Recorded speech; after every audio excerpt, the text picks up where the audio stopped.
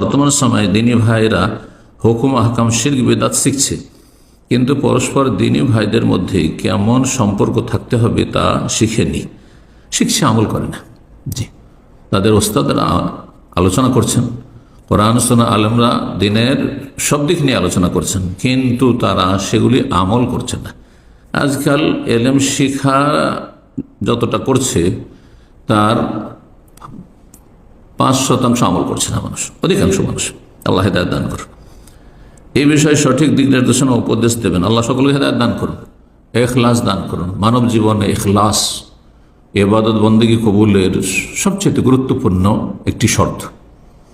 ইখলাস মানে তাজারুদুলিল্লাহ, আল্লাহর জন্য দুনিয়ার সমস্ত স্বার্থ থেকে আপনি মুক্ত হয়ে যাবেন, স্বার্থের ঊর্ধ্বে চলে যাবেন, কোনো স্বার্থ থাকবে না। যখন দুনিয়ার স্বার্থ রাখছেন আপনি মুসলিম ভাই বোনদের সাথে, তখনই সেখানে স্বার্থে আঘাত লাগলেই বা স্বার্থ হাসিল না হলেই, কুপ্রবৃত্তি যে আপনার রয়েছে তার চাহিদা পূরণ না হলেই, তখন আপনি দুর্ব্যবহার করে দিচ্ছেন, আপনার আখলাক চরিত্র ভালো থাকে না।